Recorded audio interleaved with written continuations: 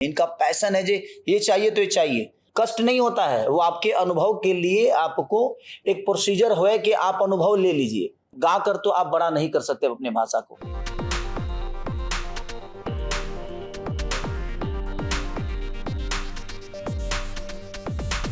देखिए, सबसे कोई और प्रोड्यूसर होता तो इतनी बड़ी फिल्म बनती भी नहीं।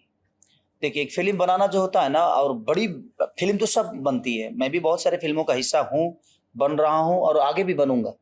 लेकिन मुझे मेरे जीवन में आलोक भैया ये ऐसे लोग मिले जो कि सिर्फ सिनेमा सोचते हैं।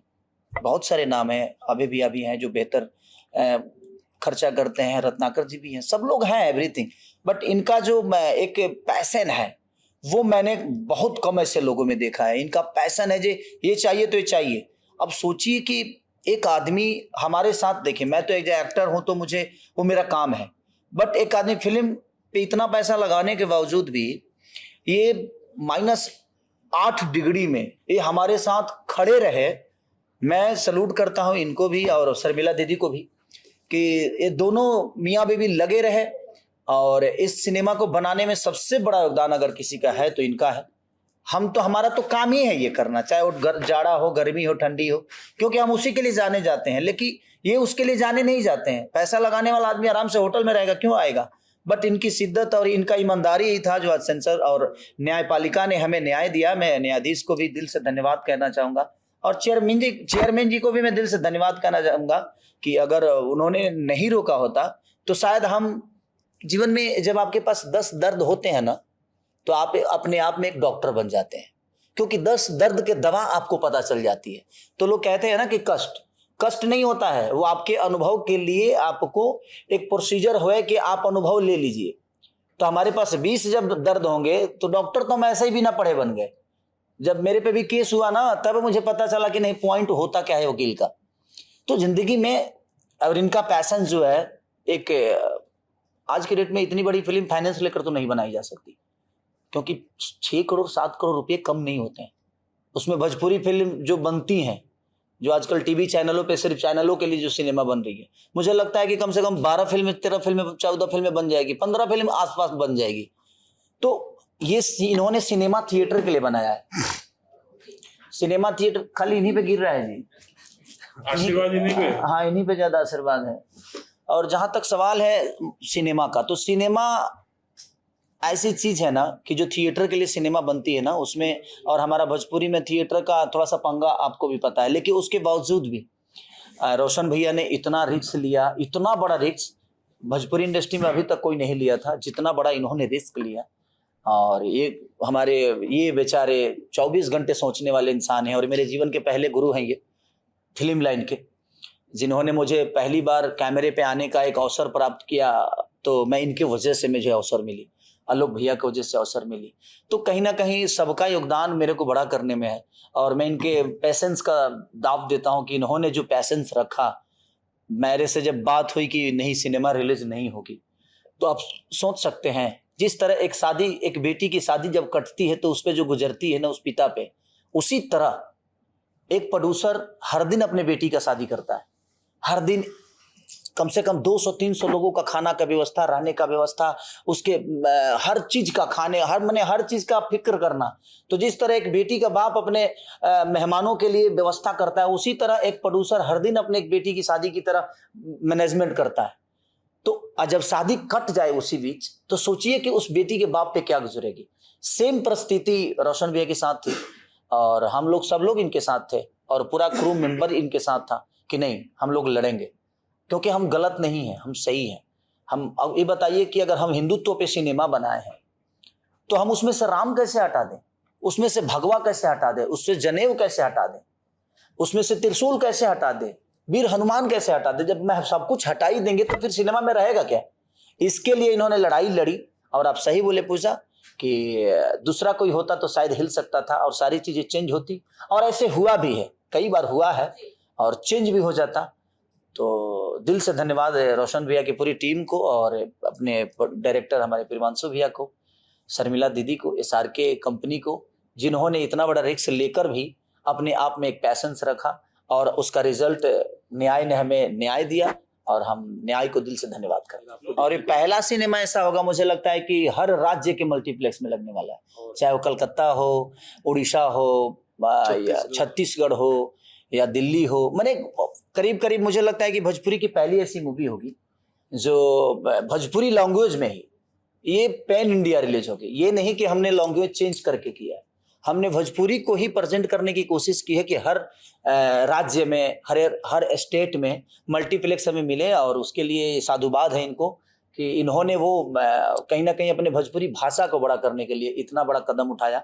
और ऐसे अगर हर आदमी करेगा तो मैं चाहता हूं कि बिहार की हमारी जो जनता है, जहां ऐसी सिनेमा लगे और एक बेहतर सिनेमा बनाने की हम लोगों ने प्रयास किया है, और ये आपको भी पता है कि एक बेहतर है, तो मैं आप इतने प्यार और आशीर्वाद दीजिए ऐसे, ताकि आप भी अगर आवाज उठाएंगे ना तो हमारा भाषा बचेगा। क्योंकि देखिए कहीं ना कहीं गानों से भाषा का कोई उपलब्धि नहीं होने वाली है, क्योंकि गा कर तो आप बड़ा नहीं कर सकते अपने भाषा को। हाँ, गाना सुनना अलग विषय है, क्योंकि साउथ गानों की वजह से बड़ा नहीं बना, वो अपने मूवी और सिनेमा की वजह से साउथ बड़ा बना। तो मैं चाहता हूं अपनी जनता से भी यही रिक्वेस्ट करूंगा कि आप जिस शहर में हैं उस शहर में सिनेमा लग रही है, मल्टीप्लेक्स में भी लग रही है, सिनेपोलिस में लग रही है, तो आप इतना भर भर के आशीर्वाद दे दीजिए कि लोग को मजबूर हो जाए वो मल्टीप्लेक्स वाले, सिनेपोलिस वाले, कि नहीं यार हमें भोजपुरी लगाना चाहिए अगर ऐसी भोजपुरी फिल्म आती है तो। देखिए सबसे बड़ी चीज है, हम तो काम करते हैं, हम तो कभी सेंसर बोर्ड गए नहीं। अब पक्षपात क्या होता है नहीं होता है वो प्रोड्यूसर और डायरेक्टर समझता होगा, लेकिन मुझे लगता है कि ये जो फाइट इन्होंने की, ये सिर्फ रंग दे बसंती की फाइट नहीं थी।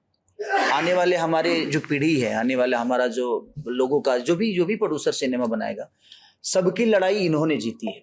लेकिन मुझे लगता है कि इस जीत में हमें मजा तब आता है जब सारे लोग मिलकर एक साथ हमारा सपोर्ट करते हैं। हम ये नहीं कह रहे कि आप मुझे फाइनेंस दीजिए, जो सर ने बताई कि ये ऐसी सपोर्ट ऐसी चीज है कि यहाँ फाइनेंस नहीं लगता है, बस आपको अपना विचारधारा अपने भाषा के लिए, अपने लोगों के लिए, अपने इंडस्ट्री के लिए रखना होता है। उसमें भी लोगों को लगता है कि नहीं जीएसटी कब लगेगा यार, तो अब बातों में भी जीएसटी लग रहा है, तो उसके लिए हम तो कुछ नहीं बोल सकते। हम किसी को ऐसा नहीं कि हम किसी को कह रहे हैं और किसी पे ब्लेम लगा रहे हैं, ये ब्लेम लगाने वाली चीज ही नहीं है।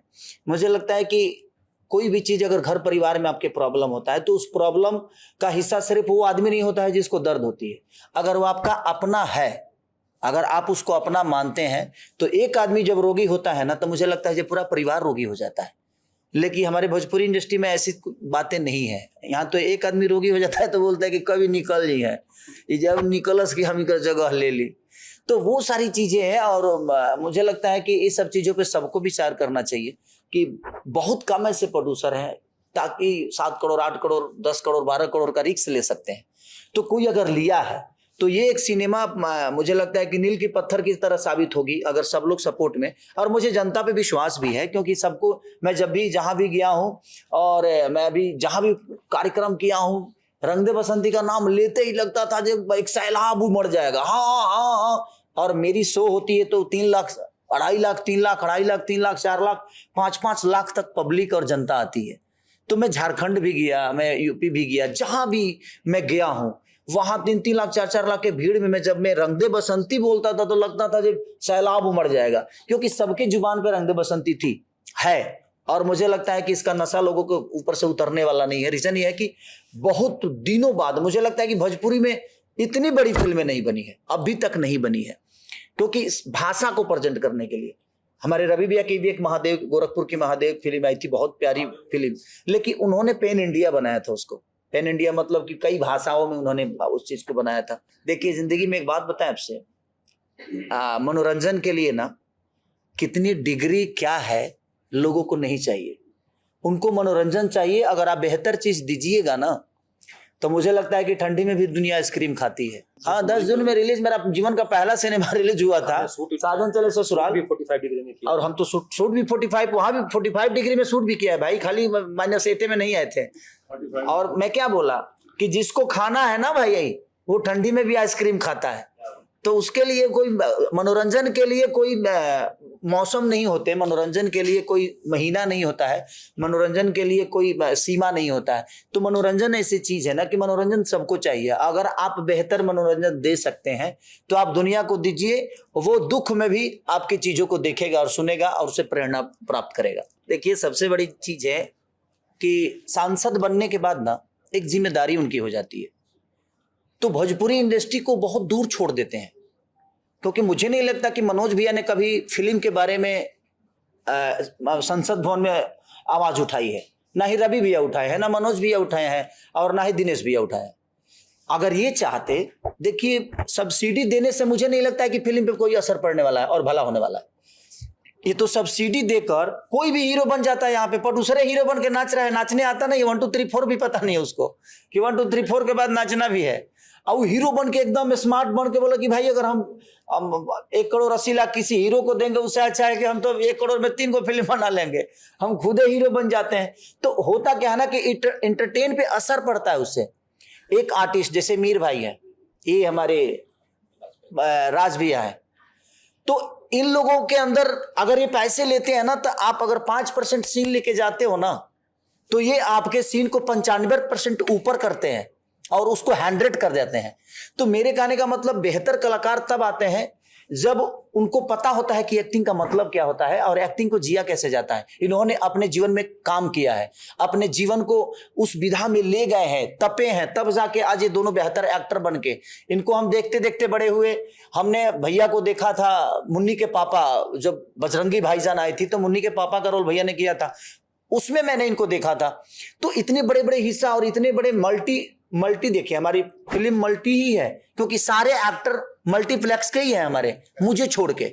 मैं रीजनल सिनेमा का हीरो हूं, बट मुझे लगता है कि बाकी जो मेरे सपोर्ट में है सबके सब मल्टी टैलेंटेड लोग हैं और इन्होंने अपने आप पे काम किया है।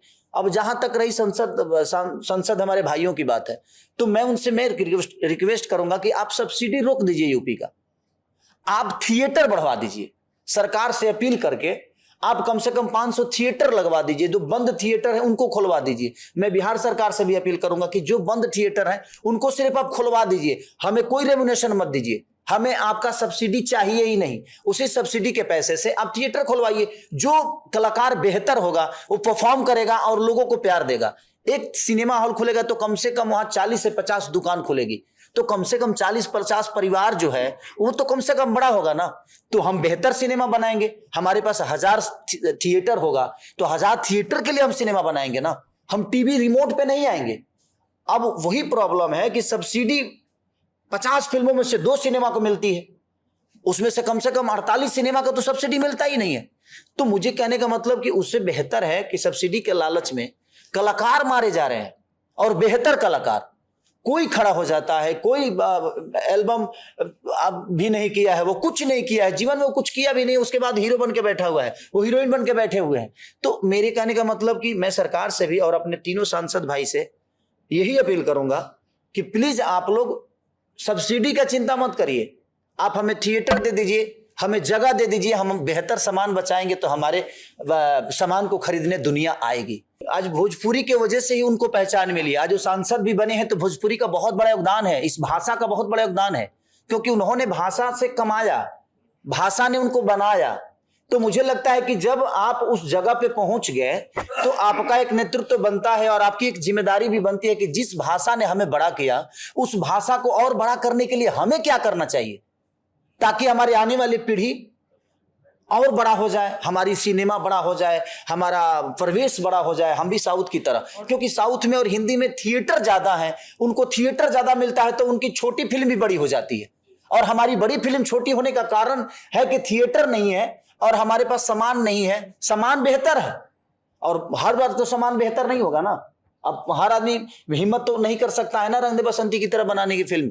आज इन्होंने हिम्मत की है। अगर इनको रिकवरी 7 करोड़ लगाए, अगर 7.5 करोड़ भी आ गया ना, तो फिर कल से 10 करोड़ की सिनेमा बनाएंगे ताकि 10.5 करोड़ आए, तो हमारी सिनेमा तो बड़ा ही हुआ ना।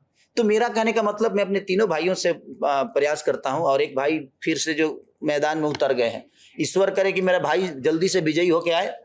और मुझे लगता है कि अब वो 3 लोग नहीं उठाए तो ये जाकर उठाए। तो मैं कोशिश सबके करूंगा कि आप लोग मेरे बड़े भाई हैं और हीरो में मैं हूं, अभी मैं संभाल रहा हूं, तो आप लोग थोड़ा थिएटर बढ़वा दीजिए कि ताकि हम भी संभाल के चीजों को बड़ा करने की कोशिश करें। तो 7 जून को हम लोग आ रहे हैं पूरे ऑल ओवर इंडिया, और हर जहां भी मल्टीप्लेक्स है हम लोग इसको भोजपुरी में रिलीज कर रहे हैं। तो भोजपुरी के जहां भी दर्शक हैं, आपके शहर में ये सिनेमा लगेगी, चाहे वो आपके बिहार हो, यूपी हो, दिल्ली हो, पंजाब हो, या कलकत्ता हो, उड़ीसा हो, गुजरात हो, हर जगह मल्टीप्लेक्स में भी ये सिनेमा लगने वाली है। तो आप लोग भर भर के जाइए। जब आप आना शुरू करेंगे मल्टीप्लेक्स में तो मुझे लगता है कि आपके भाषा को अहमियत मिलेगी, आपके भाषा को एक जगह मिलेगी, क्योंकि जगह देने वाले आप सब हैं। जब आप भीड़ के साथ जाएंगे तो उनकी मजबूरी हो जाएगी कि नहीं, हमारे भाषा का भी प्राथमिकता इतना दिया जाए।